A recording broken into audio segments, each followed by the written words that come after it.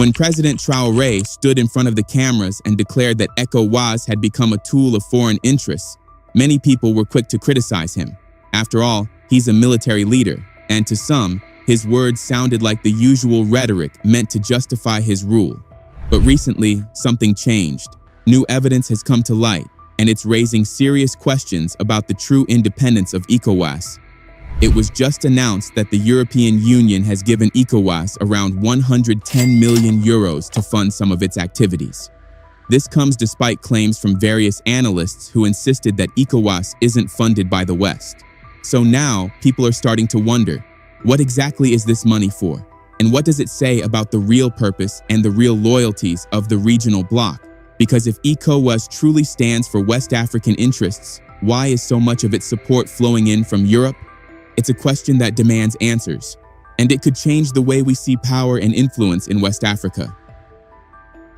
Several weeks ago, the West African regional bloc gathered in Abuja, Nigeria. Inside a high-security conference hall, ECOWAS officials sat down with representatives from the European Union and other global agencies. On the surface, the purpose of this meeting seemed noble. They were there to launch 4 new regional programs, all designed, they claimed, to strengthen peace, security, and trade across West Africa. Among these new projects was the support to ECOWAS in peace, security, and governance, funded by the European Union and Germany's Federal Ministry for Economic Cooperation and Development. This initiative, known as EPSG, promises technical and financial help to ECOWAS, aiming to boost regional peace, security, and democratic governance. Another major focus was the support to ECOWAS Commission in implementing the African Continental Free Trade Area, or AFCFTA. This project is meant to help ECOWAS handle the complex task of managing trade across borders, especially trade in services, and make the dream of a truly unified African market a reality. All these programs tie into ECOWAS's grand vision for the future, a vision that looks ahead to the year 2050. It's an ambitious plan that hopes to transform the bloc from an ECOWAS of states into an ECOWAS of peoples. The goal is clear: a peaceful, prosperous, and integrated West Africa. But these initiatives also neatly align with the European Union's own ambitions under its Global Gateway strategy. Through this strategy, the EU aims to build smart, clean, and secure infrastructure in digital networks, energy, and transport, while also investing in health, education, and research around the world. On paper, it all sounds like progress, but behind the scenes, a deeper question lingers: whose interests are truly being served? At the launch event in Abuja, Dr. Omar Aliyu Touré, president of the ECOWAS Commission, stepped up to the podium. His voice was firm, carrying the weight of the moment. He spoke of the strategic importance these new projects hold for the region's development, governance, and stability. Dr. Omar revealed that the combined value of the initiatives stood at an impressive 110 million euros. Of that sum, 82.5 million euros came from the European Union, 26 million euros from Germany, and 1 million euros from Spain. It was a significant investment, and one that raised both hope and questions. But he didn't stop there. Dr. Omar turned his focus to recent diplomatic moves involving the Alliance of Sahel States, Mali, Niger, and Burkina Faso. He explained that ECOWAS had reached an agreement with these nations to keep things as they are, at least for now. Trade, free movement, and cooperation on peace and security would continue unchanged until new terms could be worked out. And we will also continue to explore avenues of collaboration in the area of peace and security, he assured. The 400 million people of West Africa will continue to enjoy the benefits of free movement and free trade. Across the room, listening intently, was Ambassador Gauthier Mignot, the European Union's envoy to Nigeria and ECOWAS. When he took the microphone, he echoed Dr. Omar's optimism. The EU, he said, remains deeply committed to supporting ECOWAS's transformation agenda. Ambassador Mignot pointed to the 4 new projects as proof of the EU's dedication, a reflection of the Team Europe approach aimed at promoting stability, integration, and prosperity across West Africa, in lockstep with ECOWAS's vision for the future. On the surface, it all sounded like progress and partnership, but beneath the polite diplomatic language, a deeper question lingers. Is this truly a shared vision? or a subtle reshaping of the region's destiny under foreign influence? On the surface, these EU-funded projects sound like a good deal for ECOWAS and for West Africa as a whole. But dig a little deeper, and a stark reality begins to emerge. The truth is, ECOWAS isn't as autonomous as many believe. It's becoming clear that the regional bloc cannot make truly independent decisions.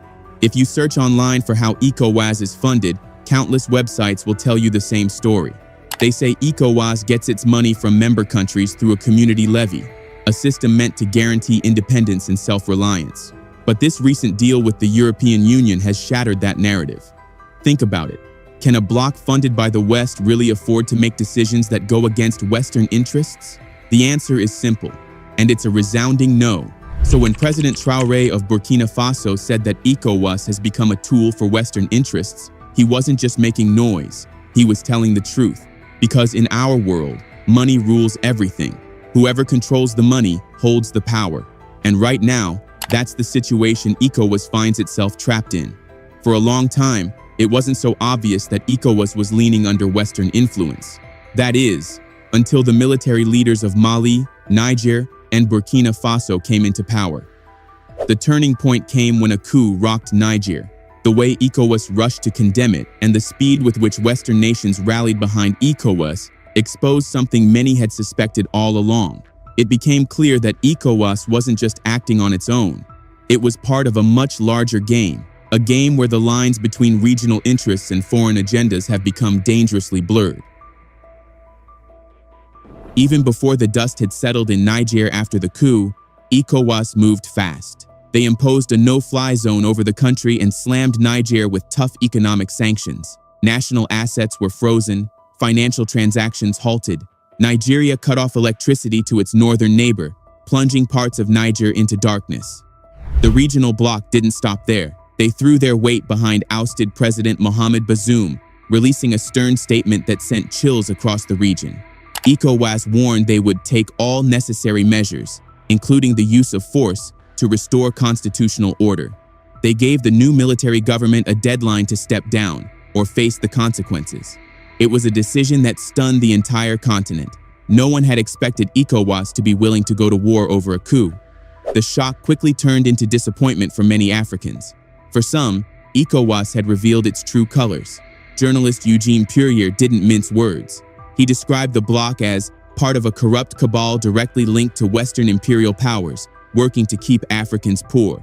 And almost instantly, the West fell into line behind ECOWAS. In a press release, the U.S. State Department praised the bloc's strong leadership. They commended ECOWAS for defending constitutional order in Niger, calling it an action that respected the will of the Nigerian people. It all, they said, aligned with the principles of zero tolerance for unconstitutional change, shared by both ECOWAS and the African Union. But for many, one question hung in the air like a storm cloud. Was this truly about democracy, or about protecting deeper interests hidden beneath the surface? France wasted no time in condemning the events in Niger. Calling the coup completely illegitimate, the French government declared its firm and determined support for ECOWAS and its efforts to crush the putsch. The European Union quickly followed suit. Josep Borrell, the EU's High Representative for Foreign Affairs, announced that the EU stood alongside ECOWAS in its initial response, effectively giving the green light for possible intervention. But there's something most people don't realize. Behind the diplomatic statements and public solidarity, ECOWAS is very, very close to the United States. The US has been a steady supporter of ECOWAS for years. In 2022, after the coup in Mali, the US repeatedly issued statements backing ECOWAS's stance. The United States commends the strong actions taken by ECOWAS in defense of democracy and stability in Mali, the State Department declared.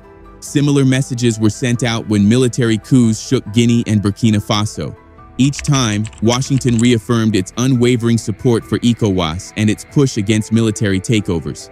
And for many critics, the pattern is impossible to ignore. They see ECOWAS not as an independent regional force, but as a pawn moving at the direction of the United States.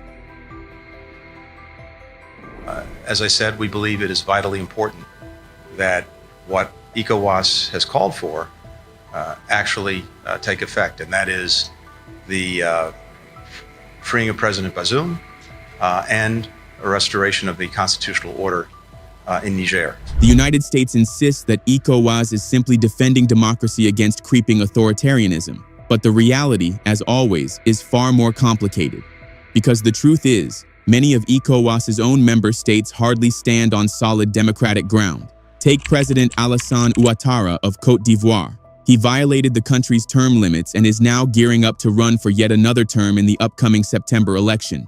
And yet, this same president was the first to mobilize troops for ECOWAS's planned intervention in Niger. It doesn't stop there.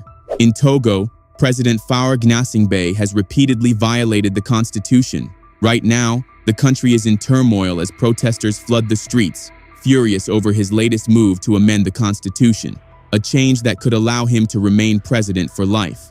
So when ECOWAS claims to be the guardian of democracy, many are left questioning whose democracy they're really protecting. Beyond that, ECOWAS's response to coups has been anything but consistent. When Paul-Henri Sandaogo Damiba seized power in Burkina Faso in 2022, ECOWAS didn't impose sanctions. There was no talk of invasion. Instead, they politely asked Damiba to come up with a timeline for a reasonable return to constitutional order. Some believe this soft approach wasn't an accident.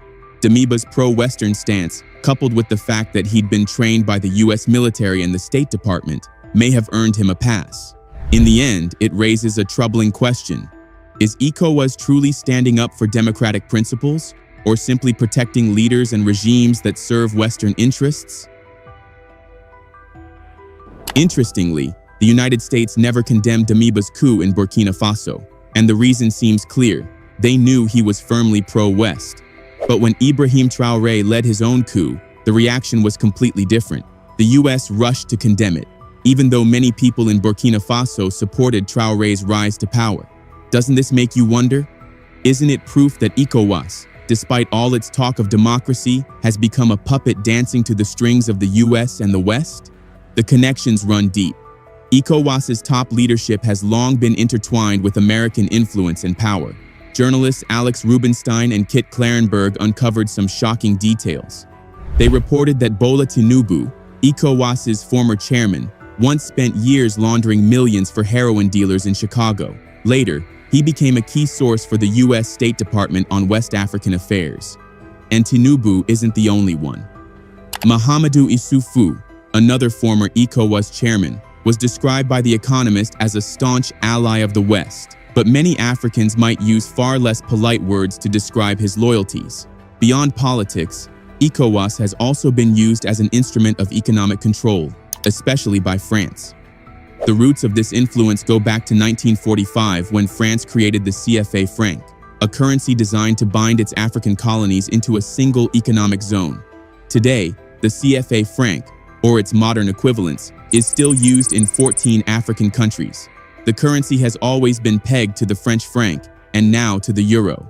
This arrangement made trading with France cheap and easy. But for countries trying to trade with the rest of the world, it created a financial prison, one where exports and imports beyond France or Europe were cripplingly expensive. So when people talk about ECOWAS as a force for African unity and independence, it's important to look closer, because beneath the surface, there's a long and tangled history of foreign control, and it's a story still unfolding today. So even after the ceremonies of formal independence, the CFA franc kept African countries locked in economic chains. It became clear that freedom on paper didn't mean freedom in reality. Many African governments remained powerless to carry out real political or economic reforms because they had no control over their own monetary policy. Meanwhile, France reaped enormous benefits. It secured a steady flow of cheap raw materials and enjoyed a guaranteed export market. The economic structure meant that Paris kept a tight grip over its former colonies, long after the colonial flags had come down. But the system hasn't just served France, it's also propped up African elites. Thanks to the skewed exchange rates, they could easily import French and European luxuries, living lives of privilege, and many quietly siphoned African wealth into European bank accounts, while French authorities conveniently looked the other way. Shockingly, France still holds half of the CFA franc country's gold reserves, a stark reminder of who really calls the shots. The result has been stagnation and underdevelopment across Francophone Africa. The numbers are stark. Today, Niger's real GDP per capita is far lower than it was in 1960, the year it formally gained independence from France. France remains Niger's dominant trading partner, with the country's economy revolving around uranium exports. This uranium powers French nuclear plants, keeping the lights on across Paris and beyond. Yet for the people of Niger, the benefits are nowhere to be seen. As Oxfam put it back in 2013, in France, 1 out of every 3 light bulbs is lit thanks to Nigerian uranium. In Niger, nearly 90% of the population has no access to electricity. This situation cannot continue. In many ways, France's prosperity has been built on the suffering of Africa, and the suffering in Africa has been the price of France's comfort. With everything we've seen, it's not hard to understand why anti-West and anti-ECOWAS sentiment has been spreading like wildfire across the region. So the question stands, are Mali, Niger, and Burkina Faso justified in leaving ECOWAS? The answer, many would say, is yes. Because what's the point of belonging to an organization that doesn't fight for the interests of its own members? In truth, the regional bloc has failed the countries of the Sahel. ECOWAS was founded to raise the standard of living for its member states and to promote economic stability. Yet, it was this same ECOWAS that imposed crushing trade and economic sanctions on Mali, Niger, and Burkina Faso after the coups. Sanctions that have plunged millions into deeper hardship and poverty. How then can anyone claim that's promoting economic stability? Some might argue that ECOWAS was forced to act because of the coups. But if that's the case, why didn't they impose similar sanctions on Chad, where a coup took place in 2021? They didn't. And the reason is glaring, because France deemed that coup acceptable and necessary. Isn't that the very definition of hypocrisy? Beyond all this, the coups in Mali, Niger, and Burkina Faso didn't happen in a vacuum. They happened because people were fed up with the way things were. Ordinary citizens wanted change, and in these countries, many people supported the new military leaders. Doesn't that count for something? But for the international community, and for ECOWAS, democracy seems to mean only one thing: holding an election. Never mind how that election is run. Never mind if the results are manipulated. This, right here, is a much bigger problem, not just in West Africa, but across the entire continent. Now, despite all its efforts, ECOWAS has come to a stark realization. Mali, Niger, and Burkina Faso are not coming back. It's a truth the bloc can no longer ignore. And in a quiet show of defeat, ECOWAS announced during its recent summit in Abuja that it had struck a deal with the military juntas of the 3 countries. The agreement? To work together in the fight against terrorism across the region. According to one analyst, this move was driven by a simple reality. ECOWAS understands that it will ultimately have to find a way to work with the Sahel because the issues that affect the Sahel will inevitably spill over and affect ECOWAS. Under this new agreement, both alliances have pledged to maintain the freedom of movement for people and goods across their borders. It's a fragile truce, a temporary bridge over a deep political divide. But the bigger questions still loom large. What will become of ECOWAS without these 3 countries? Can the bloc survive their absence? And can the new ECOWAS chairman do anything to restore the credibility and unity that once defined the organization? These are questions with no easy answers, and the future of West Africa may depend on how they're resolved. What are your thoughts? Let us know in the comments section below. Don't forget to like this video, drop a comment, and subscribe to our channel.